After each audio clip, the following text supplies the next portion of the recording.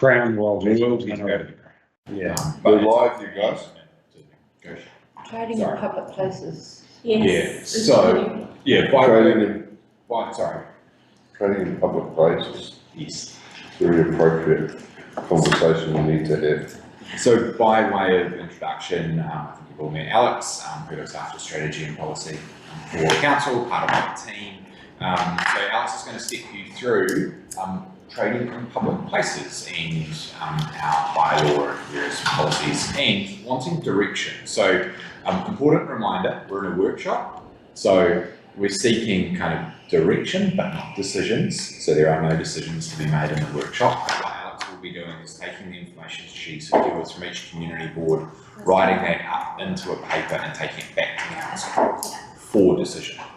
Yeah, that sums it up. So it was a bit tricky because I'm asking you if we should or shouldn't consider sites, but with that big disclaimer, this is just the very first step in us gathering a long list of sites for parks and roading to approve, based on your feedback as a board to start with.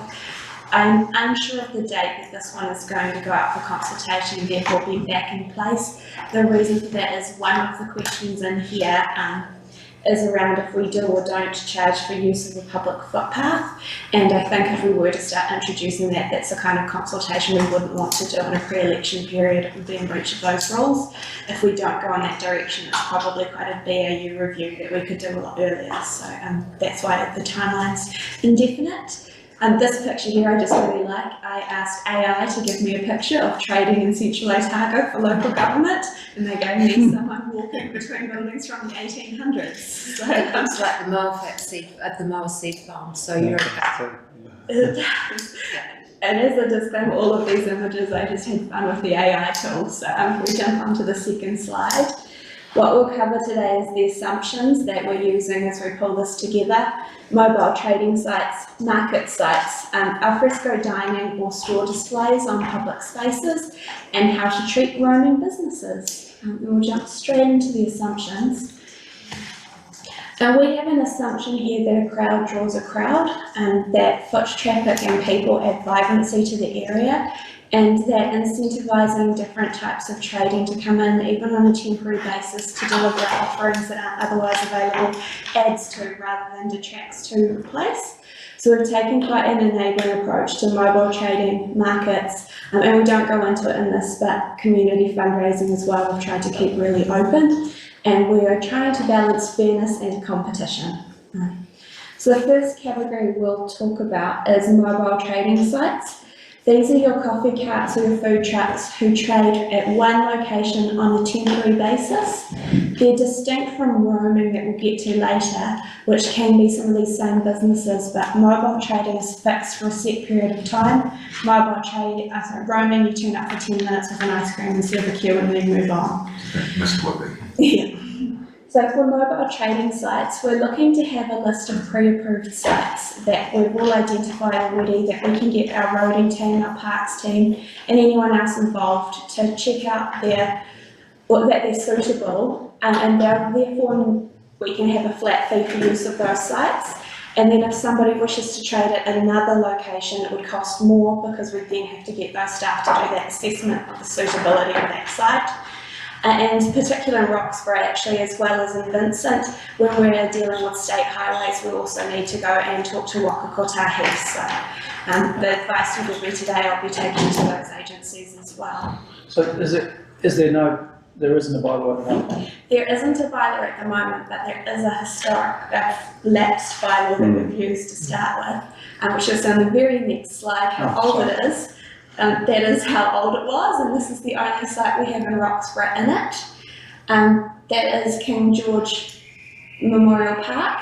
I'm not even sure if that's the location in King George Memorial Park where people are trading from at the moment, but that's how it was written in the previous bylaw. And on the next slide, I've just updated it to the new map.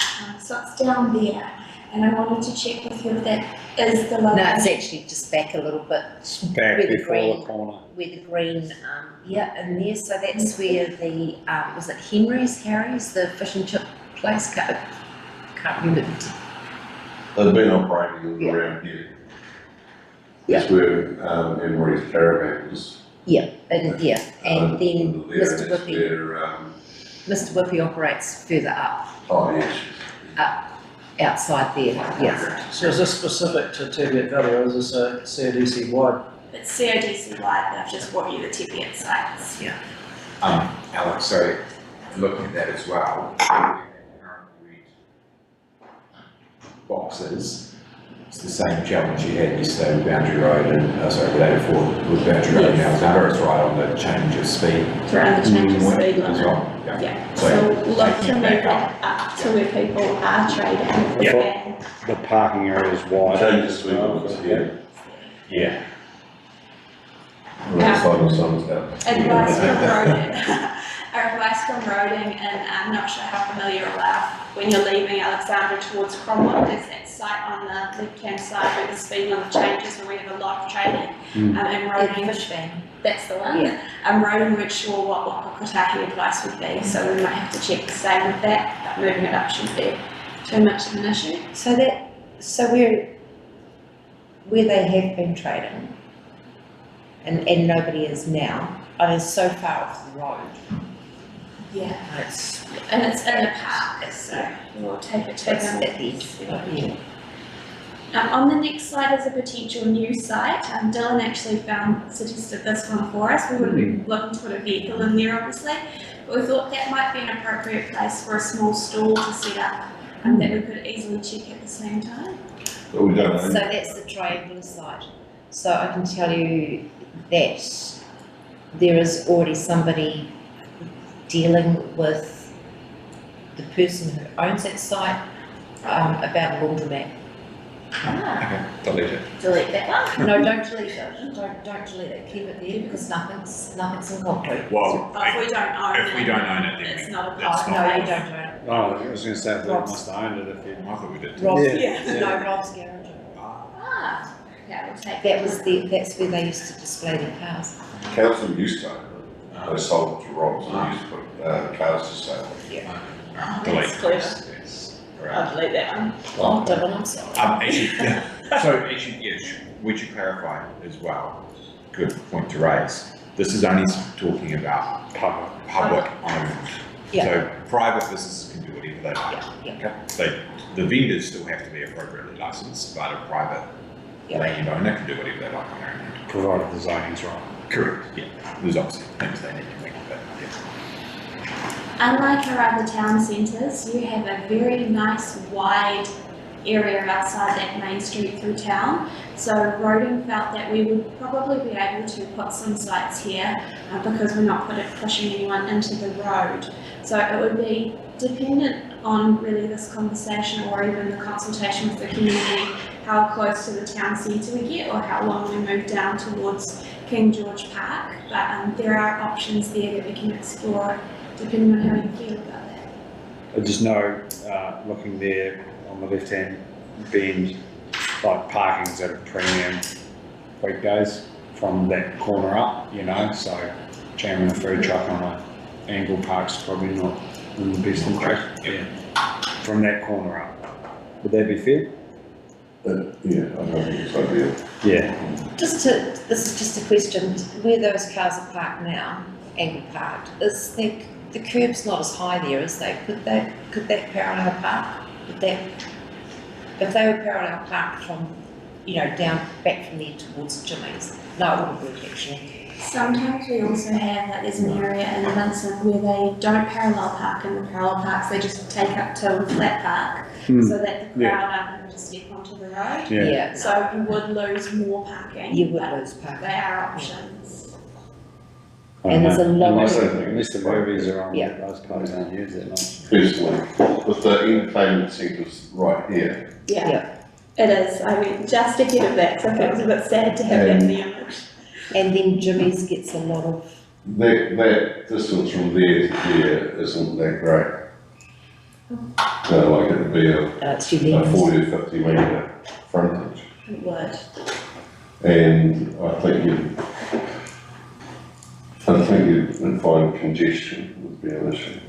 And if we went up around the corner, would you have a concern about it being too close to local businesses? Or It's just parking curbs. Like those car, We don't have to put that one on there at all. Well, that's just my gut, like, it's, you know, some days you can't get a park past the pharmacy, so those parks get pretty popular too. Yeah. What, Oh, sorry.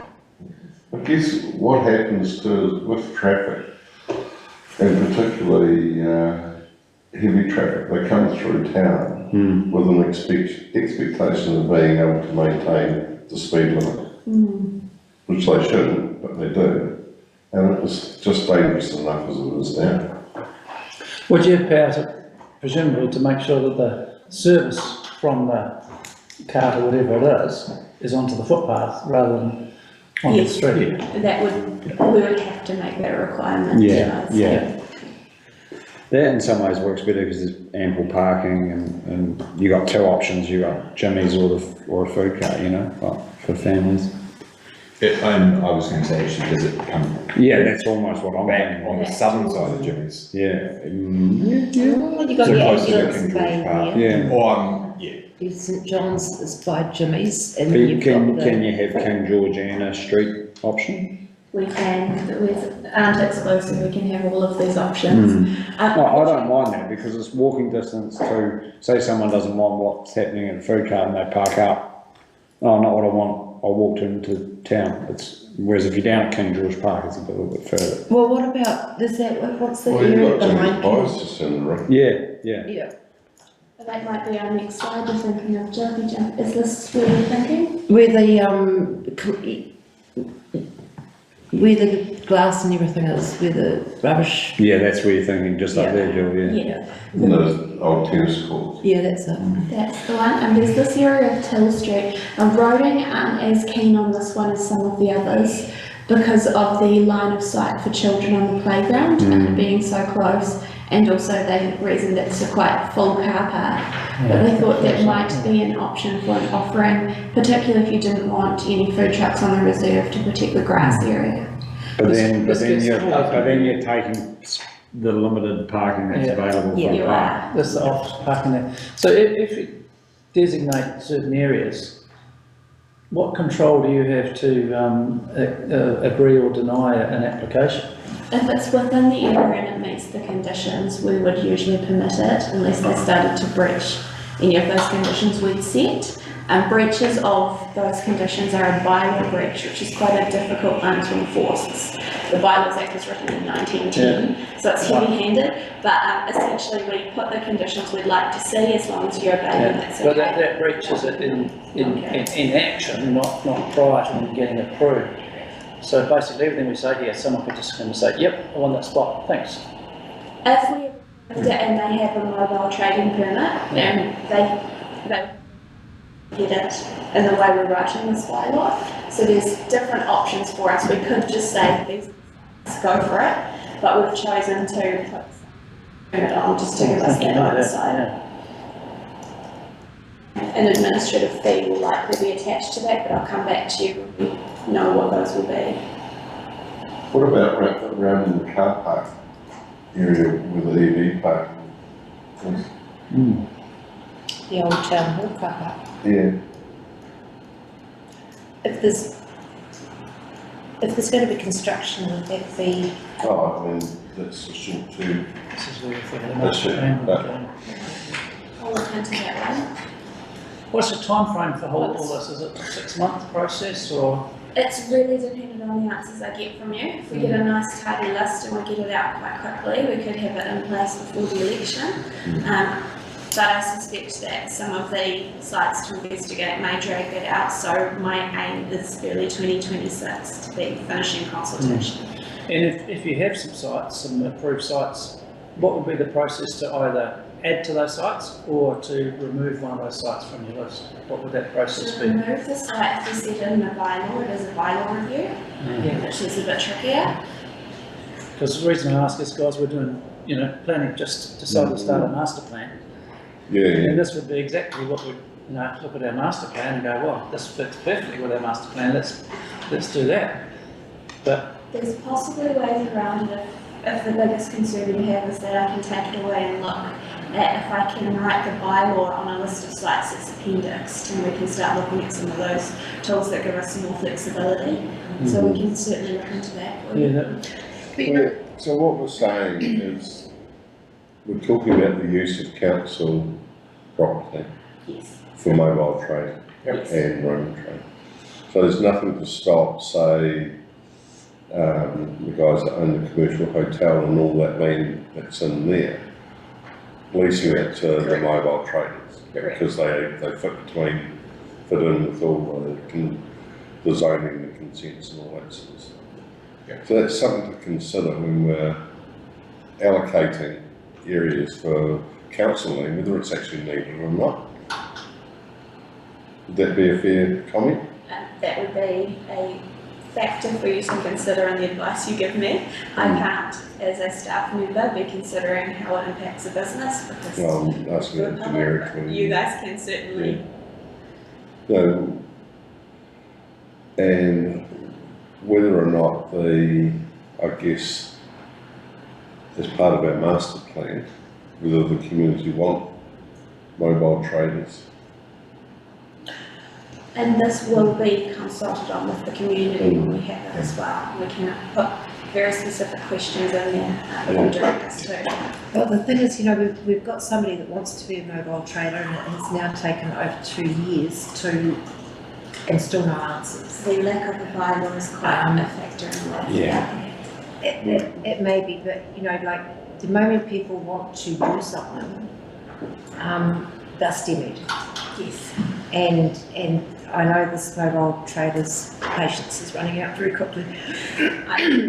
And so she'll probably go private property.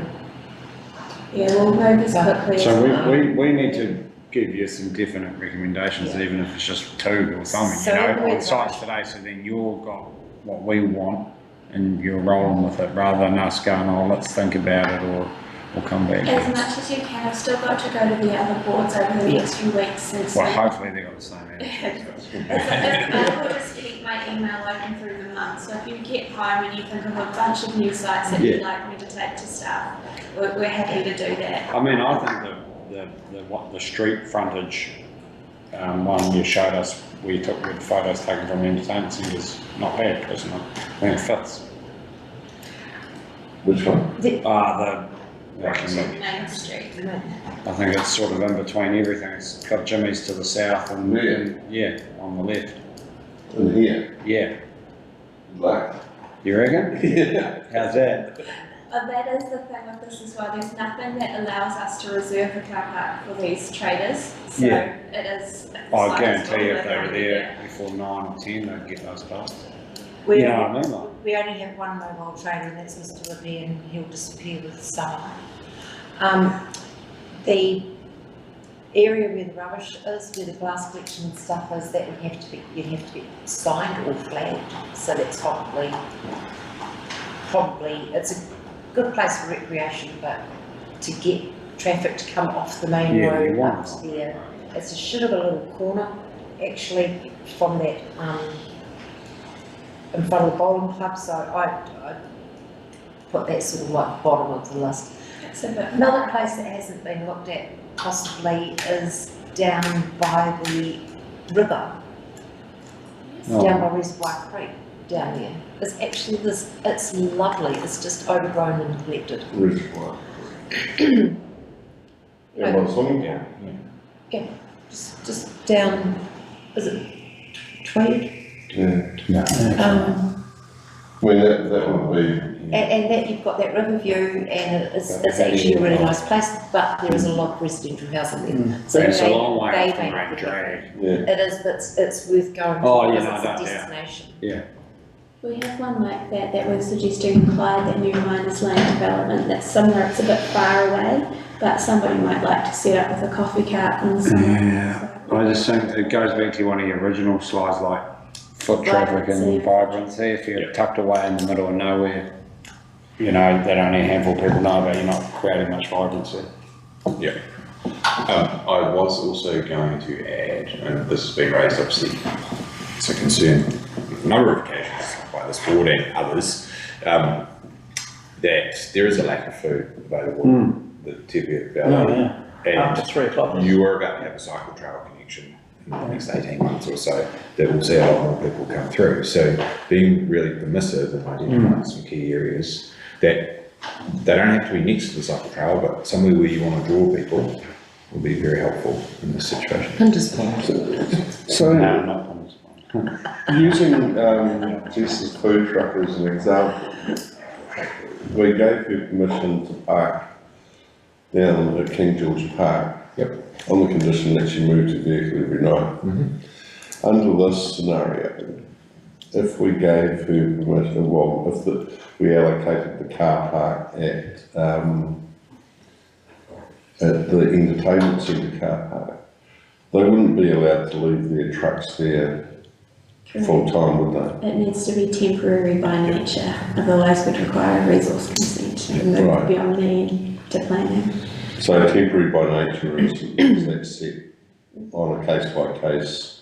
Most of the definitions seem to remove that day and return the next day. Yeah. I don't think she's got any intention of leaving anything there, does she? No, I'm just wondering if other people, if you use that as an example, and she decided to leave it there for 3 months, Okay. we would lose that car park.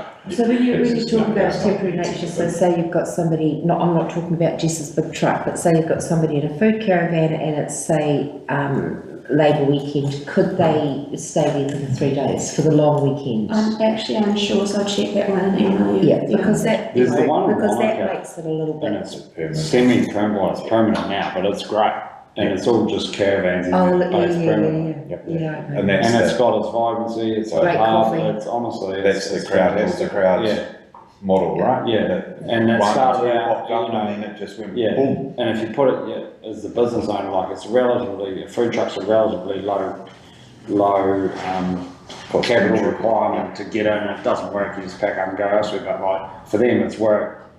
Yep. They've got a permanent facility, basically. So is that on council land or private land? Not sure. I imagine, It'd be private land, I through don't know, it's right beside the, the It's car right sale. beside- right beside the creek, yeah. There's a opposite the creek, car sales. yeah. Right beside There the was car a, park there was too. a house in, actually there were a couple of houses in there. So it may be private land. I don't think it's council land, I think it's private. I mean, it would make sense to me that we consider the car park for the entertainment centre. Cause then it What's could that? be quasi-permanent, you reckon? Well, Well, you've got your cycle, just using that whole space. you've got your people coming over the bridge from the cycleways. So you got that, Yeah, fair. Yeah, and it's in town, but it's not clogging up Main Street. How long before we started building on the entertainment centre? 12 months. That's one bylaw will be in place by then, no Yeah, If it you're is. gonna say 3 years, I'd say, what, Yeah, same, that's what I was that whole thinking. area. Get something going, so you got. But like, this is a 2 year window. long-term gig that we're Yeah. talking about here. But that car park will be required again, won't it? Or not? Yeah. It will be, but It might have a different design, right? the availability Add for to the mobile rate. traders is gonna be in place, but whether it's actually available or not is another story. that's a good Because they will use. have to apply, won't They will for a mobile trading permit. Yeah, to cover the parking. So And we how can much is a start- mobile trading We permit haven't gonna cost? set the fees of those yet, and they'll need to look into that and probably come back to everybody on those ones. But we'll work through what we're going to charge for first, and then work through what charging looks like, but we'll make sure it's fair. So we're gonna have some discretion as to when the space gets used or not. So how many Yeah, mobile that's it. traders are there running around Central? Oh, that one I'm not sure It's of. not sure. I haven't got No. a list of the data, just a list of the old sites, so I'll ask that one. I believe Parks know some, but because the bylaw has lapsed, they're. Yeah. Yes, because it's right in town. Why? I was thinking that would be a good fundraiser. Filling up that car park. Are there any sites outside of Roxburgh? We couldn't come up with any ourselves. Hell yeah, up at, One on the record. Hydro, up Yeah. on the Hydro Hall, it's got a beautiful Yeah, big, nice. Yeah. you know, and then you've got Miller's Flat. Worth considering. Yeah. Haven't got a There's lot of definitely interest. be a couple of places at Miller's Flat that would be, suitable. Are they council land, you're thinking? Maybe. Or dock land. Or are we talking about street parks? Well, anything that is Oh, council owned, so Right. roading or a reserved space or. The issue Yeah. being ideally central to people but not too close to a high-speed state highway. Or across over the bridge on the right hand side, coming over from Elizabeth Bridge, there's There's a that couple of reserve. places there can, There's a gravel car park. you know, I mean, there's a place there with toilets, right outside the toilets would be. Sports, close to sports and rehab development that's going to occur. Make room on it. Would you mind sending me through that? Thank you very much. Next up we have markets, which is very similar, but it would be for a market to set up rather than the individual food truck. Again, we're looking to pre-approve a few sites so that we've got them available, and then we'll consider other sites on a case-by-case basis with that same process of roading, parks and community boards. As in mobile trading, if you're in the site that's already been pre-approved, the fee will be lower, and we'll figure out what those fees are when we know what we're dealing with. There's only one site that we already have, that is King George Park. So it's the same question to you. We haven't designated the area within the park. And are there any other locations that you think would be appropriate? Well, we don't really have markets for a start, and you know, like, so travelling through this valley, you've got your fruit stalls and bits and pieces like that. So that's where people get their eggs, fruit, vegetables. We're not really a market orientated town, are we? Well, it's only volume, it's volume driven. It's a chicken or the egg, it's demand or supply. Oh, is it?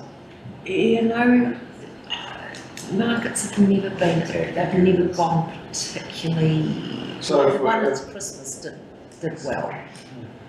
If someone decided to have a market on private land, it wouldn't involve us at all. It would be exempt from this policy, so again, need to check with planning on those bits. But you need So resource consent. again, we're just talking about the use of council land. So there used to be markets and everything in King George Park, but they petered out. We So can leave it as an option.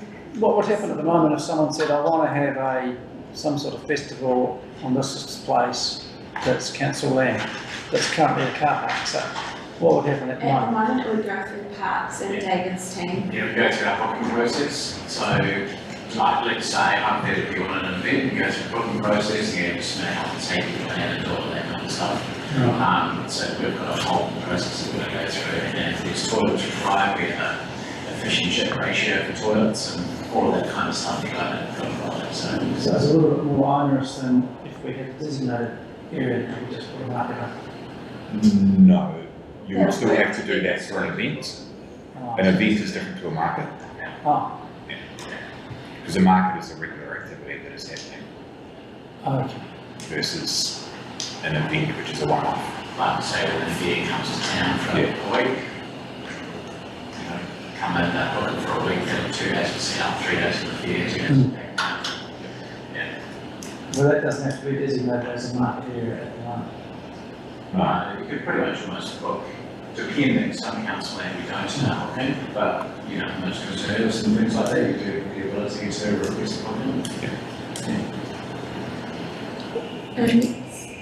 So this is, you're talking market, you're talking permanent thing every Saturday, is that what you're talking? Well, that's the essence of it, yeah. Yes, So rather than a one-off event, which is that process, this is a more regular returning activity. And this is probably our most challenging one. So we've got a few options for utilising public space for alfresco dining or shop displays.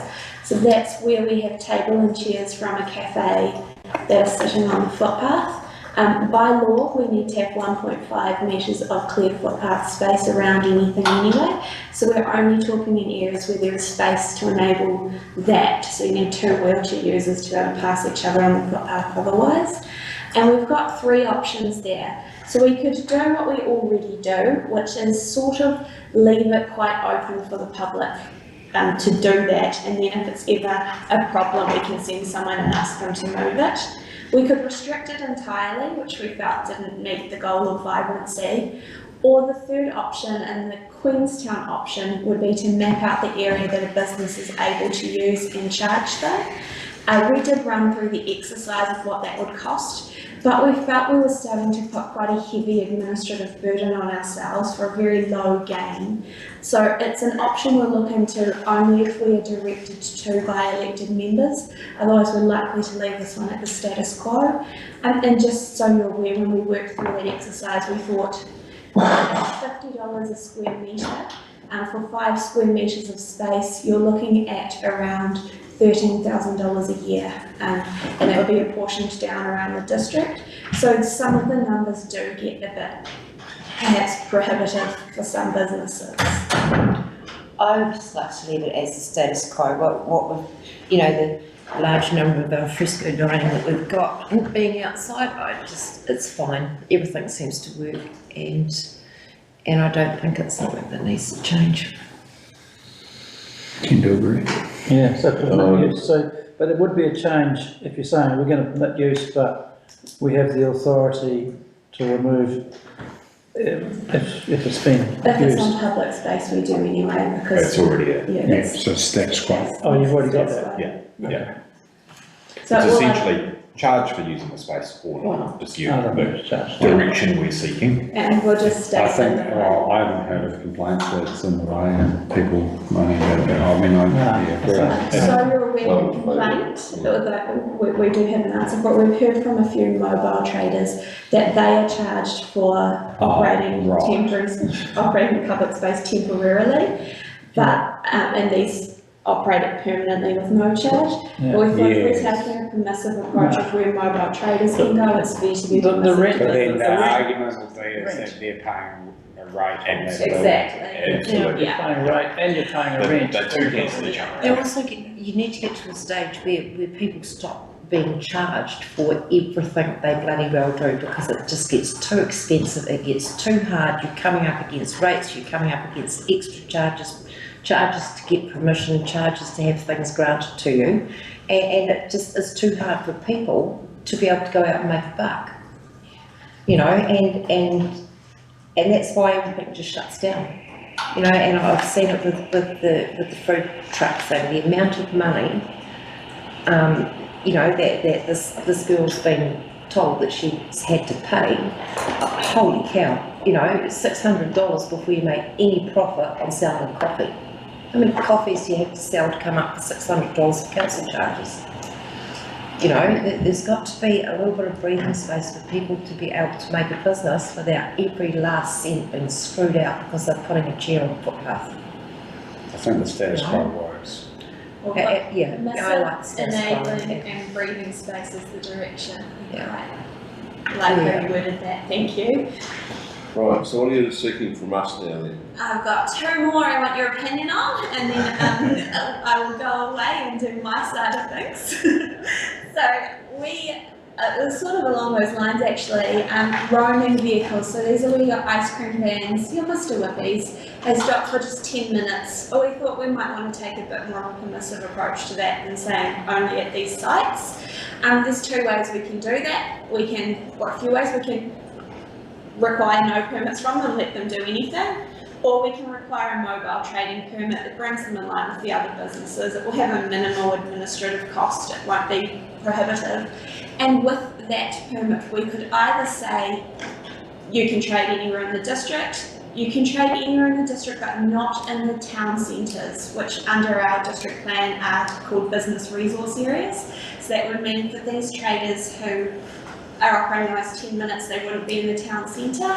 Or we could say ice cream vans in residential and rural areas only. So how would that work if you had an event on in town and you wanted the ice cream van there for it? They would be moving either to the event, to the market, or mobile trading. So this would, the same ice cream van could fall under any of those 3 categories. But yeah, so an event is treated differently, it's like that same conversation with David just there. But so what this would stop, if they couldn't go into the business resource area, for example, Mr. Whippy couldn't park up in front of the Teviot tea rooms and sell ice creams. But if there's an event on it, yes, so Then they're they're controlling. Yeah. The whole idea of Mr. Whippy, wasn't it, was that they were a roaming suburban group. Taking ice creams to the kids right on bedtime. Yeah. When every parent hates it. that music tells you that they've run out of ice cream. And I leave them alone, let them do what they do, and keep them out of, when they're going into direct competition. I like the idea that they're kept out of So that is. the actual CBD area. Is there a problem at the moment? No, I just Not wanted to well, make sure. Not in the Teviot. I can imagine if you have a dairy and he parks up next to it, they park up next to it, it would be. Yeah, rebates. Yeah. Yeah, and there was mention of this the other day, the Vincent, that this has happened before in down Target Street. And if you're sitting there paying rates on a building and Mr. Whippy's parks outside and he's not paying rates, you are going to beat yourself. Yeah. So long as they keep out of the main trading So you- area. So we are So looking, we are a training permit. for that reason of business, excluding from the business resource Yep. area, aren't they? I don't, Well, why would they do require a mobile training permit? Because if they don't, you can't exclude They them from do. the resource area, the business area, CBD. We can make it quite an enabling permit too, especially Yeah, in that case when they're in all three categories. We can make sure it's Yeah, and you want to straightforward, make it. Okay, yep. So at the moment, they're self-policing. I'm not actually sure of the current settings, I just know what we'd like to do for them into the future. I can imagine like the Teviot ward won't have a different system to. No. No, actually, the advice to date has matched. I've only been to Vincent, but you guys have given me similar feedback, so that's quite often happens. But you wouldn't do it separate by ward anyhow. Now it'll be a council license that applies across all. But Mr. Whippy does quite well out of the parking up at, sort of, at King George Park, because it's so well Yep. used. I would just make sure that the cost of that permit's as low as it can be. Yeah. And Be I able to mean make a low, business. so it's not. Demand for the product actually dictates where they go. Yeah, Yeah. Yeah, that's right. Where's your audience? Yeah. Like $50 for a year. yeah, For the whole COD. yeah, that's what I would like for them to go, Because they have to do health and safety anyway, sort of So food. they have to have food But license, food licensing, they have all sorts of other there'll restrictions be on. vehicle registration, all those other things that aren't necessarily council costs, but other compliance costs as well. So what I do is really determine on the direction I get from members. If you had come to me and you'd said, well, this is really unfair, it's unfair to businesses, we want this, then we'd go away and investigate it that way. The direction I'm getting is to make it really enabling and cover our costs only, so I'll go away and explore that model and bring it back. Could you add it to the food safety, when they do the annual food safety, you have to get a food safety approval every year. We do, and that will go through the regulatory. I'll ask them how close together we can make it, because the licenses will also be administered by that team. Yeah. I'll have to. So you just say, well, you're paying your $300 to be food safety and there's another $50 to be mobile. Done. So we've got ice cream and now we've got coffee. We've started to find a lot of the coffee carts showing up, particularly in the more industrial areas that don't have cafes but do have hungry tradies. So we thought, whilst we're checking these settings for the ice cream vans, does this give us an opportunity to enable roaming coffee carts or coffee carts that sell pre-made food, again with that food licensing in place, in a similar fashion, so they can have a roaming license, and we'll keep them away from the town centres since they have that much less condition, or we can permit them to go everywhere, or we can restrict it so coffee carts can only go in the industrial areas. I think coffee carts should have the entire freedom to roam the realm. Yeah, but they shouldn't be coffee drinker. Yeah, But you'd want to treat it the same way as the How ice would you cream have van, felt wouldn't you? if a coffee cart had, well, you had one, was the coffee cart at the camping ground at Miller's Flat when Fagan's was open? Oh, there was now and again. I mean, if it's that far away, yeah, so as long as it's a distance, but you don't want it outside the front door. No, you don't want it outside. But you've got to have some, I you've got to have understand some limits. We also have a time limit on roaming, so that will distinguish it from fixed, so it may be well, I talked it through with planning and they thought maybe up to half an hour, but I think that might even be a bit long for roaming. Remember, this is show up, serve a queue of tradies and then move to your next location. Oh, no, that's a bit restrictive. Or remember, you've got mobile trading, which is your temporary, you can stay there for however long that is. So it falls into roaming. one or two categories. So why can't And you could have multiple. I know. What about just like Mr. Whoopi? Yeah, that's what I Yeah, reckon. that's- So So just Mr. Woodley is exclude right. from the resource areas, business, the Mm. non-CBDs. Yeah. I call. I like that. I like the fact that they turned up to things like soccer and stuff like that, you know, had the little cars with the coffee machines in the back. It was awesome. Yeah, we thought, because there might be a question why coffee and why not others, but we thought this is a way we can meet a need we know of that's not already met, and as more come up, keep that list for us, and each time this is reviewed, we can make sure we check the settings for everything. That is all the questions I have for you today. I need to go to Cromwell and Maniatoto, then consider all of that feedback as a whole, pull together the full proposal and then take that proposal to council. I'm happy to come back when that proposal is together if you'd like to see it as well. Great, we'll come back to you when we've pulled it all together. So we've got any homework? Do you give me any sites that come to mind for either mobile trading or markets in any of the district by the end of the month? Okay. Thank you End very of much. May, that's end of Thank May. you. End of May, yeah. Okay. It's not too tight of a deadline, but end of May I want to have a draft together. Cool, thank you. Thank you very much. Thanks, Alex.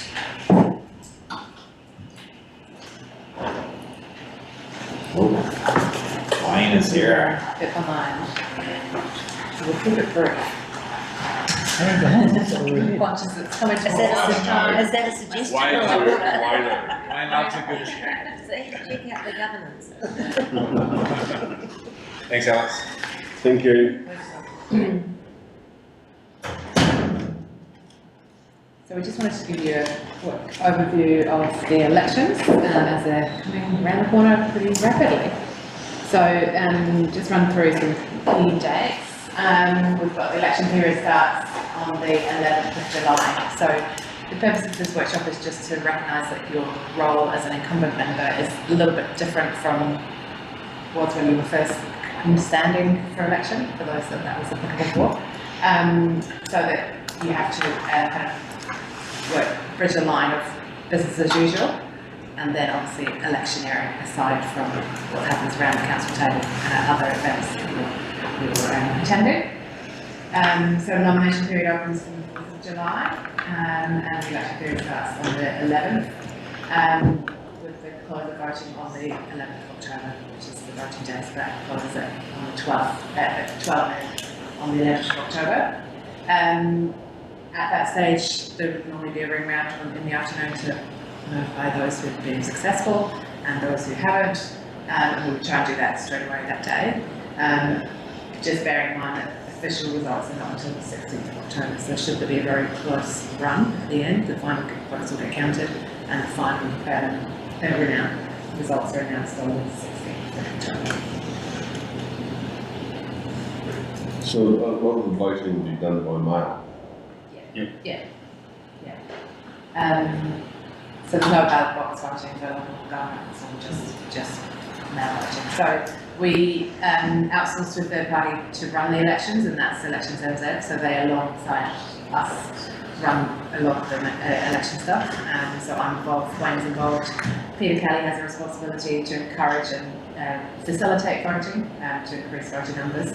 And then we've also got Paula and the comms team who are all working together to spread the message of the elections, voting, who's standing, and then coming into the voting period as well.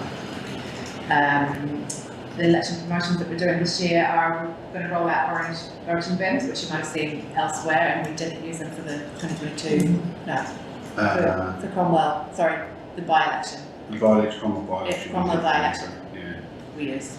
So they were using Cromwell just at the two supermarkets there, and at the service centre and the library.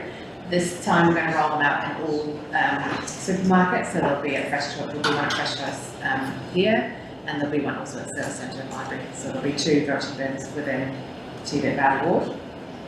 And then throughout the rest of the district, there'll be at supermarkets, at the libraries and at. So you get your papers in the mail, you fill them out at home, and then Yeah. you can either mail them or you can drop them in the bin. Yeah, so just make it as accessible as possible. If you have to do a special vote or there's any kind of complication around your voting, you will need to go to a service centre.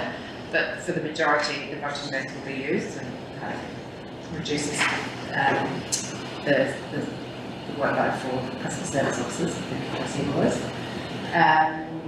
this year we're going to roll out candidate videos, so anyone who stands will have the opportunity to take part in a 90-second video, in which we'll ask a series of questions, keep it quite short, and we will send you those questions in advance, and then they'll just be the same background, everyone will have the same questions, so that's a good opportunity to just communicate what you want to communicate to the voting public, aside from your 150-word script that you get in the voting book.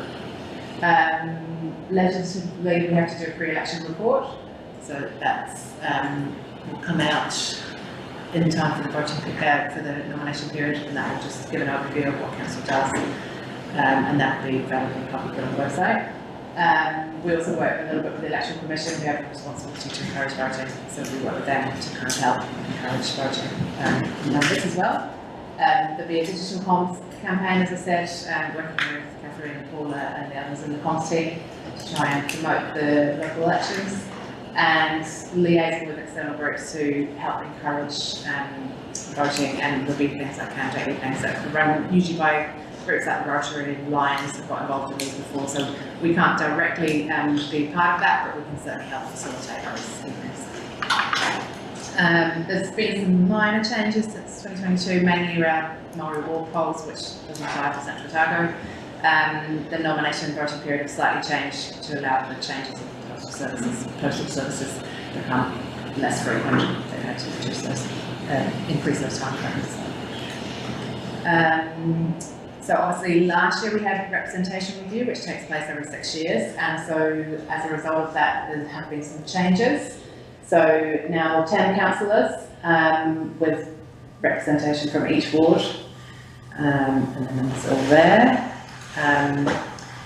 Sorry, just go back. So we've got 19, population 1930 is per the census. Yes. How many ratepayers have we got? And that, There's 1,100 rating. I think that's when we're 1,180. For the poll, yeah, they talk about 1,180 rating units. yeah, so are they the same people? No, because visitors are included in the population, aren't they? So they're overnight on census night, then they're included. And this could be a big problem with our Vanuatuans, so we have 500 of them here for 6 months, but they weren't here on October the 12th. Yeah, plus we've got all the absentee owners. The other thing that skews it too, like if you can vote in any area that you pay rates in. Yeah, Yeah. So, you know, all the people that have got holiday homes exactly. technically vote. And they're the ones that are affected most by our decision. Yeah, so they have an opportunity to vote in the ratepayer role. So anyone who lives in Dunedin, for example, owns property in Teviot Valley, have the opportunity for a second vote to vote within Teviot Valley. So, I mean, what I'm getting at is that's not an accurate representation of the population there. I think that was just what was considered as part of the rate review. But yeah, I understand. Those numbers were a couple of years old. Yeah. Yes, the last census. I think there have been new numbers out Because now. that census was done in 23, that's not the 23 census. No, it's not. It's 18 census. It's got 23 census. No. Don't they go ahead with it? Yes, yeah, no, that's, yes, they're in here with that number, but I don't think the numbers were available, you know, those numbers were available when we were putting this together, so we had to use previous numbers.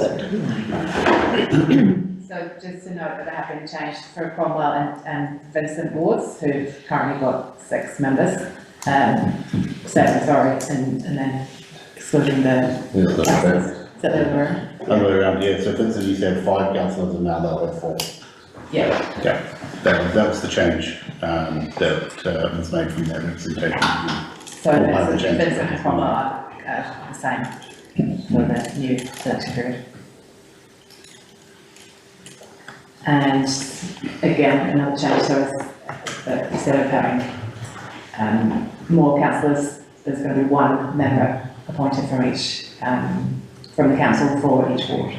So it'll be the same in Teviot Valley, it's only different for Cromwell and Spencer. So,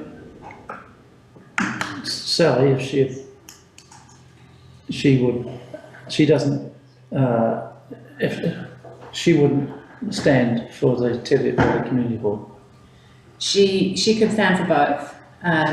If she got a role as councillor, at the first inaugural meeting for council, the mayor would nominate who would be on the community board, Right. so who would be the rep for that.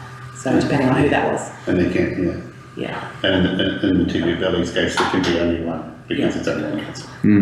Yeah. So whoever one would automatically be on that. But, So you've oh, I got, see, so she's, you've only got one councillor. if there's nobody else opposing her as a council person, So that's changed. then there's no From point in rep- extending the community So board. Cromwell and Benson, that's representation. So all other community board members, the other 5, will be just representing community board. Yeah. Yeah, so that's the change, So that's the change. that's the change, so, yeah. Whereas in the past, they have had to stand, well, they still be worthwhile them standing, in case they don't get onto the council, but we've only got one stand. Yeah, you can stand for both community board and council. If you're successful in both counts, then basically you have to take the higher of the officers. Yeah. Yeah. But then in the case of Teviot Valley, that would, the person who won the council position will immediately come back to this board anyway, because there's only one person. However, say in Cromwell, that may not be the case. But in voting papers, you'll only be able to vote for 4 people? For community board, Community yes, Yeah. yes, 4 people. Yeah. So this, none of this has changed, it's the same as 2022, because you ran 2022, so yeah, similar candidate profile statements, what's required for standing, and what that process is, all can be done online and or in person. You'll be familiar with that. I've already run through this, the progress results, and then the final results on Thursday, the 16th of October. There are requirements for donations, you need to declare. And that's the requirements around that, and similarly for your expenses, some of which you can submit a return for an election period. And they're all on the website currently for the previous 7 years and most who stood. Election signage kind of follows the same rules as the government elections. They have to be put up on, they can be put up from the 11th of July and they should be taken down the night prior, which is Friday the 10th of October. And there's lots of information about where you can and can't put that up on the website, that's all there. Just ask Glenn myself if you've got any questions around that. And then just covering off some protocol, so as we mentioned before, just what is considered business as usual. We've talked already a little bit today about what might and might not come to meetings in that pre-election period from 11th of July. And for you all just to be aware, if you are standing again, to be aware of what perception of electioneering and what is your normal business, because obviously as an incumbent member, you are required to carry out business as usual in your current role. So just an awareness around that, around collateral that you might be using for your election. So just be mindful of photos, things like that you might have had taken from a council resource, which are not to be used for election purposes. Just be aware of that. Similarly, kind of utilising other council resources that you might, could be perceived to have a benefit as you are an incumbent member and you have access to various things that those who are first-time standers don't have. So just to be aware of that.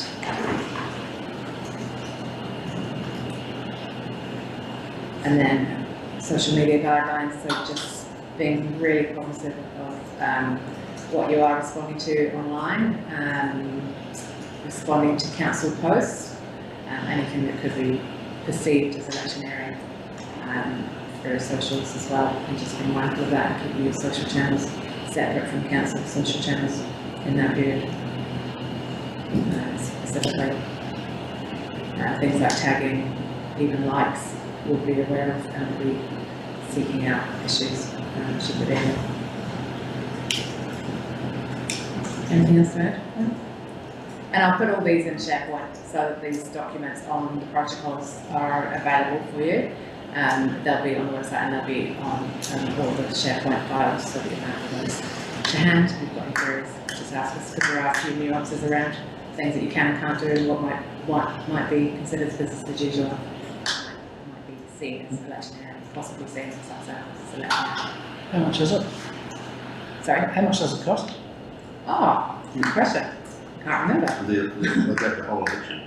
No, for us to, For you to send? spend $100. 200? 200. Yeah, 200. It's 200 last time, wasn't Yes, it was. I don't think it's changed. No, none of the, it? Look at that, council charge that hasn't gone up. Go for it. no, it doesn't say, but I'll confirm that for you. And if we get elected, we get the money back. I'll potentially buy Yeah, you can claim, yeah.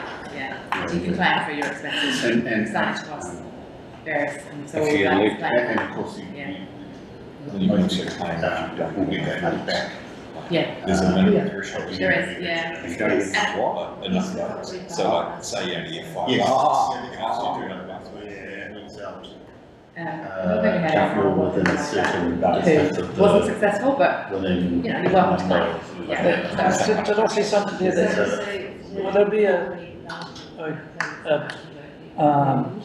Q&A evening? Yeah, so there will be a candidate evening, which is run in collaboration with ORC, who are obviously also running their elections at the same time. So we've penciled in the 1st of July for that date, so that will just be just prior to the. Oh, that's a Q&A, yeah. Yeah. But no, will there be a public meeting where candidates get up on the town hall meetings? Yeah, so as referred to before, we need them to be run by kind of third-party agencies. We can't directly run those because it would be seen as us electioneering or potentially favouring some candidates. So we would help facilitate with Lions or Rotary. I think have run them in the past. General. And we could Rotary, help them facilitate that as you know. So what was happening on 1st of July, So sorry? 1st of July is just an opportunity to come and have a session. I think Saska's going to do some presentation on what it means to be an elected member, what the role kind of encompasses for community board and council. Governance track. Just a kind of induction, not induction. This is what you're Introduction. potentially signing up for. Yes. Don't.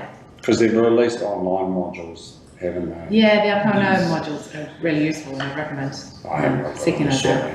Yeah.